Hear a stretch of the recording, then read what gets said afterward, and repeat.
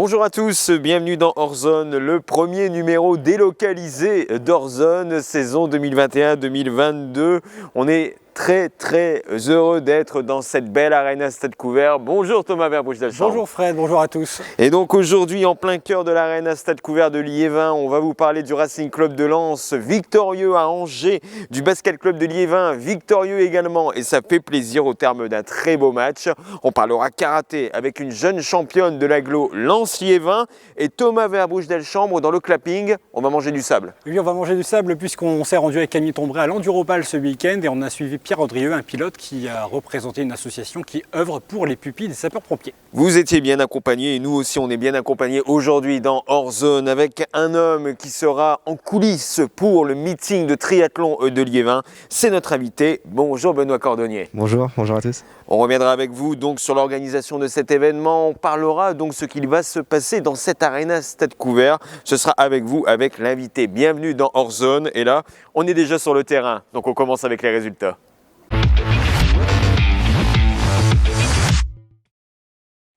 Et on commence avec le Racing Club de Lens, revenant d'entre les morts encore une fois à Angers, mené 1-0. Les Lensois vont une nouvelle fois nous surprendre. Ils vont revenir au score grâce à un CSC et prendre l'avantage grâce à un centre-tir de Jonathan Klaus. Au classement, Lens est 6e avec 40 points. Pour la réserve, ça va beaucoup moins bien avec un 8e match de suite sans victoire, un nul à partout contre Schiltigen, but de Ryan Merlen sur penalty.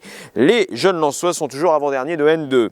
Pour Vimy, ça ne va guère mieux avec un 7e match sans victoire pour l'USV. Après son nul 0-0 contre la réserve de Boulogne-sur-Mer, Vimy est dans la zone rouge à la 13e place et ça urge. Benoît Cordonnier, est-ce que vous suivez un peu le Racing Club de Lens ou même le football dans le secteur? Oui, bien sûr, on est très fervent du Racing. On a régulièrement l'occasion d'aller les voir et puis moi-même j'étais footballeur dans ma jeunesse.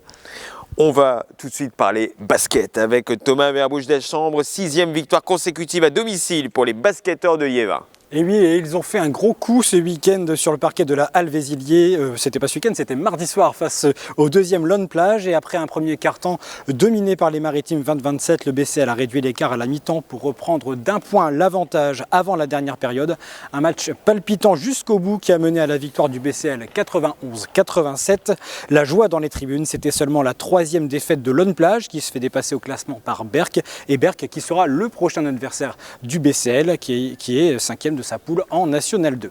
Le HVB, lui, a fini de belle manière à la phase régulière. Les hommes de Loïc Bouanda ont conclu leur saison le week-end dernier face à Cesson-Saint-Brieuc et ils ont emporté la victoire 3-7-1. Dans le détail, 16-25, 28-30, 25-18 et 23-25. Pour cette dernière manche, les habitués du HVB ont laissé du temps de jeu aux jeunes. Ils terminent 2e de la poule A avec 31 points derrière Lyon et sont donc qualifiés pour les playoffs qu'on suivra dans quelques semaines. On rappelle que les filles du Volley Club de Arnes sont également qualifiées pour les playoffs. Le calendrier est d'ailleurs à retrouver sur la page Facebook du Volley Club arnésien. Et même dans l'agenda en fin d'émission. Ah, vous m'impressionnez Thomas Verbouche-Delchambre. Les Bulligeoises n'y arrivent pas. Mais vraiment pas contre Brest. Et oui, c'était en plus face à la réserve du Brest-Bretagne Handball que les handballeuses bulligeoises jouaient ce week-end et elles avaient un coup à faire puisque les Bretonnes enchaînaient les défaites. Mais c'est Bully qui a perdu 32-24 à l'extérieur, 8 buts d'écart au coup de sifflet. Bully reste dans la zone relégable avant-dernière de la poule 2 de la Nationale 1. Dans la même poule, la défaite aussi pour les handballeuses de Arnes qui se sont inclinées en terre nantaise 32-27. Elles se classent 6e au classement. À Lens, on était en mode sport tout le week-end, Thomas. Et oui, et cela a commencé, vous le voyez sur ces images, par le tournoi de tennis de table qui a rassemblé de nombreux participants dans le gymnase Jean Zay, suivi de la 4e journée de pré-régionale féminine en basket. Les Lensoises ont gagné face aux basketteuses de Violaine 52-45. Puis dernier événement du week-end à la Halle Pierre de Coubertin du football pour 22 équipes de U8, U9, en tout 114 enfants, avec la remise d'une coupe des mains du maire Sylvain Robert. Bravo donc aux lauréats. Nous avons une championne de karaté, mais pas seulement, de karaté full contact dans l'agglo Lens-Liévin. Et cerise sur le gâteau, Elle a seulement 14 ans. Oui, elle s'appelle Clémentine Plaché du Liebktack de Lens et elle a participé le week-end dernier à l'Open International de Paris dans lequel 12 pays étaient engagés. Elle est en bleu et rouge sur ces images et devinez quoi, elle a fini tout simplement première de ce tournoi. À seulement 14 ans, elle a déjà un beau parcours en cadette de plus de 60 kg. Elle avait déjà acquis la première place en Coupe de France en octobre dernier à Pont-à-Mousson. Prochaine échéance pour la jeune athlète, ce sera le 20 mars pour le championnat de France encore à Paris. Félicitations à elle. Et on lui souhaite bonne continuation, donc bonne continuation également aux jeunes sportifs qui s'entraînent derrière nous, donc parce que l'Arena Stade Couvert accueille donc tous les jours des athlètes, que ce soit en athlétisme, en basket ou même dans d'autres sports, qui s'entraînent donc dans ce magnifique outil qui accueillera donc le meeting de triathlon de Liévin. Est-ce que c'est la première fois que le meeting de triathlon est dans cette salle ou au contraire c'est la maison de cet événement depuis le début? Ouais, effectivement, c'est la maison. Donc, on a déjà eu une première édition en 2019 donc du Triathlon Indoor Festival qui était en mars 2019. Et là, c'est la deuxième édition avec malheureusement le Covid qui nous a obligés de reporter à 2 reprises cet événement. Mais on est à la maison, c'est le club de triathlon et du coup, on est chez nous. Oui. Et juste derrière nous, il va y avoir une piscine. Exactement, alors ici on va avoir un bassin assez exceptionnel, 25 mètres sur 10 avec 1,25 m de hauteur, donc ça a un gros volume. Ça va être grandiose. Et du coup ça va être vraiment sympa et je vous invite vraiment à venir voir. On va nager, on va rouler, on va courir. Est-ce qu'un jour on roulera sur du sable? Je ne sais pas pour cette pratique, mais en tout cas on parle de l'enduropal dans le clapping. Vous êtes dans Hors Zone.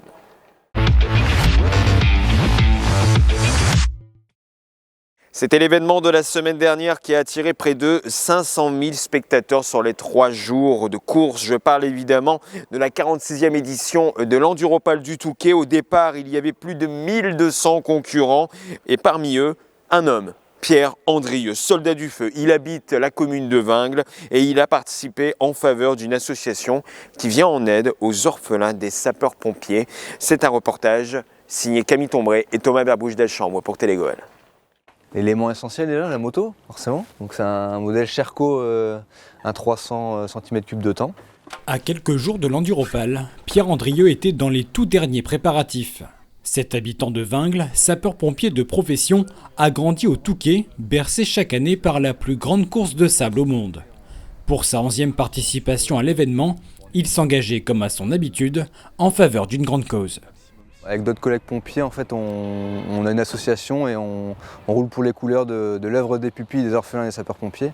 Donc le but, c'est d'assurer la promotion de cette association et de récolter des fonds qu'on reversera à l'issue du week-end. Cette association vient en aide à près de 1500 orphelins des sapeurs-pompiers de France.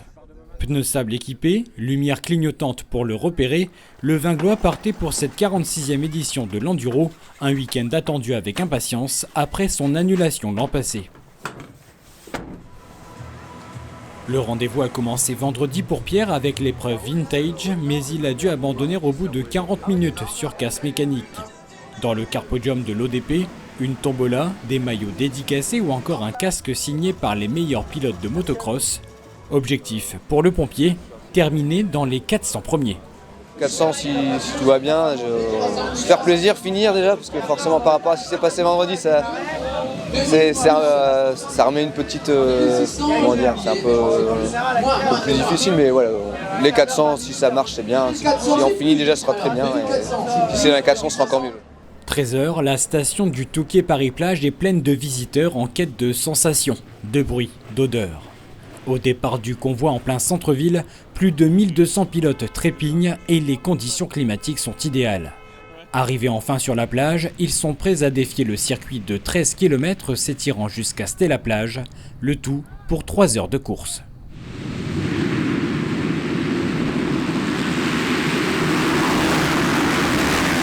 Les pilotes professionnels virent en tête, emmenés par le français Milko Potisek et le britannique Todd Kellett.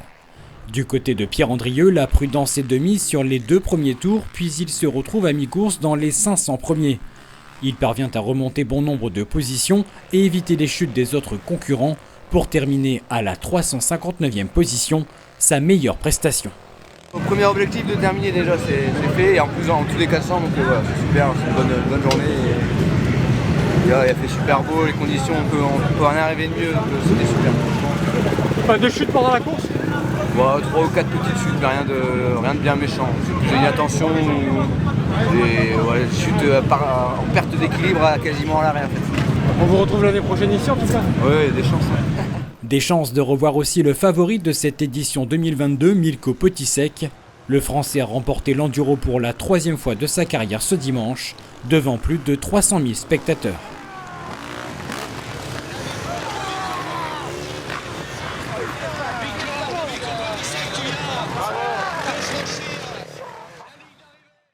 Un grand bravo donc à Camille Tombré et Thomas Verbrugge d'Elchambre qui ont dû combattre avec le soleil, le sable, la boue, j'imagine. Combattre avec le soleil, c'était vraiment le idéal. Soleil Des superbes conditions. Et donc un grand bravo surtout à cet homme Pierre Andrieux. Donc je crois qu'on peut le retrouver sur Facebook. Il y a une page Facebook. Oui, il y a une page Facebook, un Touquet pour l'ODP qu'on peut retrouver, on peut suivre leurs actualités. On vous a senti très concerné, Benoît Cordonnier, pendant cette diffusion. Donc vous aimez les sports mécaniques ou le motocross? Je suis un grand fan de tous les sports. Vraiment, j'apprécie. Alors, je préfère le vélo puisque je suis triathlète. Mais effectivement, la moto, c'est aussi une de mes passions. Et mon papa a fait l'enduro il y a quelques années. D'accord. Et il a eu de la réussite à cet enduro? Oui, bon, il avait terminé. C'était déjà une réussite en tant que telle. Et en ce temps-là, il faisait avec la même moto. Il a fait 3 éditions avec la même moto. Vous avez déjà été tenté pour participer à des compétitions comme celle-ci ou même pour faire de la moto? Un petit peu, mais je suis un peu plus peureux, ça me fait un peu plus peur l'enduro. Ouais, Vous préférez être sur terre, oui. Vraiment. Voilà, les pieds au sol, justement, on reste à l'Arena Stade Couvert pour vous parler du meeting de triathlon. Ça va avoir lieu dans quelques jours ici dans cette magnifique salle. On en parle avec notre invité Benoît Cordonnier dans Hors Zone.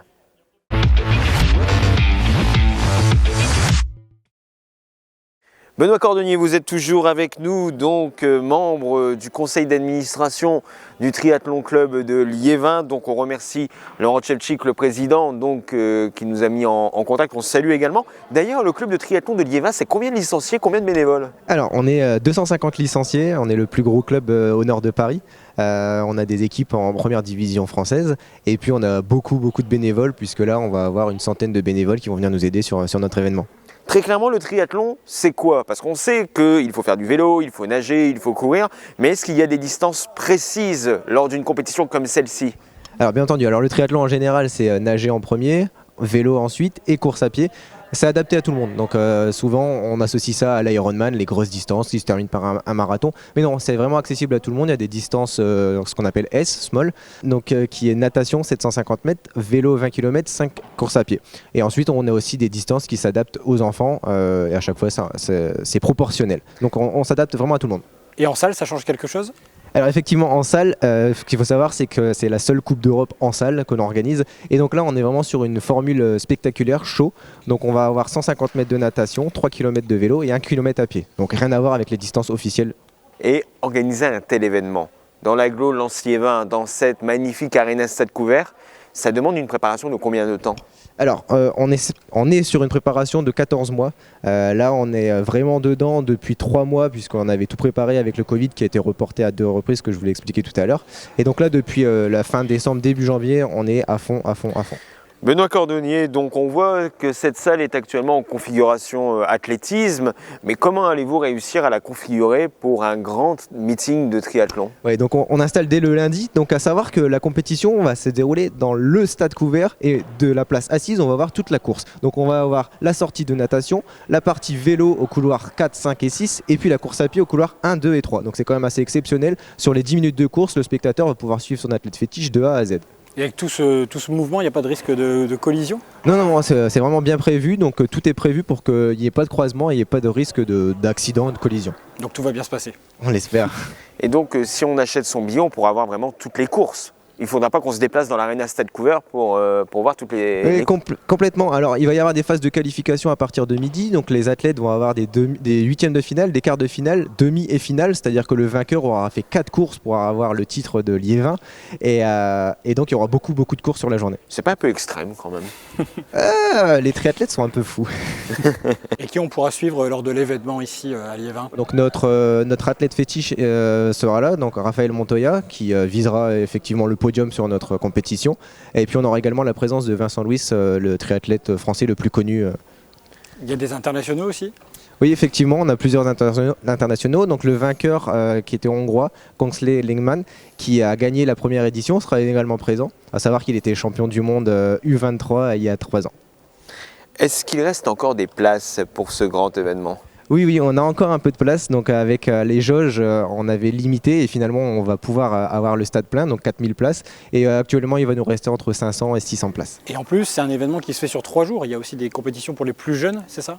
Alors effectivement, on a une compétition à partir du mercredi avec l'UNSS, donc le sport scolaire, où il va y avoir les championnats d'académie qui sont qualificatifs pour les championnats de France.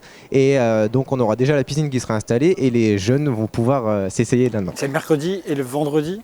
Effectivement, donc le mercredi à l'UNSS et le vendredi, on organise un challenge inter-entreprise. Donc on invite des partenaires et d'autres entreprises qui souhaiteraient s'essayer. Et ensuite, on fait un petit buffet dînatoire pour pouvoir mettre en réseau toutes ces personnes. On va monter donc le club de triathlon de Télégoël. Alors on y va, on est sur la piste, on aura qu'à déjà sur la piste, on a les baskets, il manque plus que le slip de bain.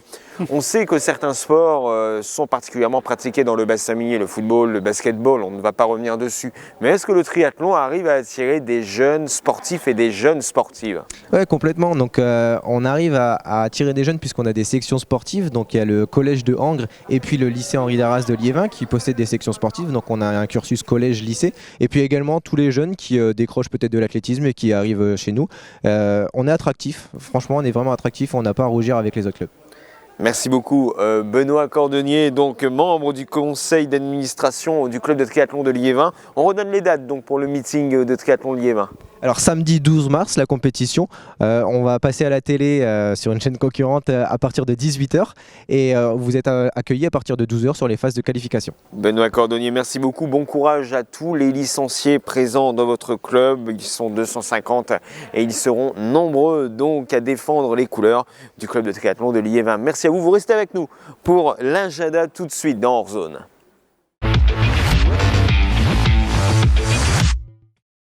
L'agenda et on commence bien sûr avec ce match de football entre le Racing Club de Lens et le Stade Brestois. Coup d'envoi ce samedi à 17h au Stade Bollard d'Ellelis, le stade qui sera sans nul doute à guichet fermé. Il reste encore très peu de place. Encore un peu de place. Un tout petit peu, mais je pense que ça va vite trouver preneur. Et de son côté, la réserve jouera le 5 mars à partir de 16h, donc à domicile. Thomas Verbouche-Delchambre, on retrouve avec vous tous les rendez-vous sportifs à noter. Oui, et c'est d'abord la phase de play-off qui commence pour le VCH avec un premier match à l'extérieur samedi à partir de 19h10 contre Saint-Dié-des-Vosges. Vous le voyez à l'image, vous avez tous les rendez-vous des play-offs. Les filles recevront ensuite le Valois le samedi 12 mars. Attention au sable dans les baskets du BCL. Après Lone Plage, les joueurs du BCL affrontent Berck à l'extérieur ce samedi à 20h. Même jour, même heure, le SNH plongera dans son bassin en réception de Choisy-le-Roi. Ce sera l'avant-dernier match de la saison du SNH. Avant le choc face à Denain, ils peuvent prendre la première place. Et enfin, préparez vos lampes frontales. Et vos plus belles tenues fluo pour éblouir la concurrence lors d'un tournoi de badminton nocturne samedi à Saint-Goël. C'est très original. Tout se jouera en double, homme-femme mixte. Cela commence à 17h30 à la Halle des Sports de Saint-Goël. Tarif 5 € par personne. Il est recommandé de customiser sa raquette. Et il faut absolument s'inscrire auprès de Jérôme Bossier, dont les coordonnées sont sur cette affiche. Il y avait carnaval il y a quelques jours à Dunkerque. Là, on aura un peu le carnaval. On aura un peu le carnaval du badminton à Saint-Goël. Merci beaucoup Thomas Verbouche-Delchambre. Et on vous rappelle que toutes ces informations, vous les retrouvez sur la page Facebook de la rédaction de Télégoël. Benoît Cordonnier, merci encore à vous. Merci beaucoup. Pour le meeting de triathlon de Liévin qui aura lieu le samedi 12 mars, donc il reste encore des places. Il faut vraiment qu'on dise cette date, le 12 mars à l'Arena Stade Couvert. Et donc vos places sont disponibles sur la page Facebook du Triathlon Club de Liévin et également sur différents sites de points de vente de billets. Effectivement, vous êtes tous les bienvenus. Merci à vous et puis bon courage. Merci. C'est la fin d'Hors Zone, donc maintenant on va remballer le matériel et on va enfin laisser la piscine s'installer dans cette belle arena de Liévin. Merci Thomas Verbouche. Merci Fred, on se retrouve où la semaine prochaine? Écoutez, c'est le grand mystère, mais je crois qu'on va se déplacer, mais pas très loin de l'arena. Ouais, on en saura plus la semaine prochaine. On verra ça en tout cas. Un grand merci à la direction de l'Arena Stade Couvert, à ces petites mains qui nous ont permis de nous installer aujourd'hui sur la piste centrale de l'Arena Stade Couvert. Nous, on se retrouve la semaine prochaine pour un nouveau numéro délocalisé d'Hors Zone. D'ici là, portez-vous bien. À la semaine prochaine et surtout, n'oubliez pas vos baskets.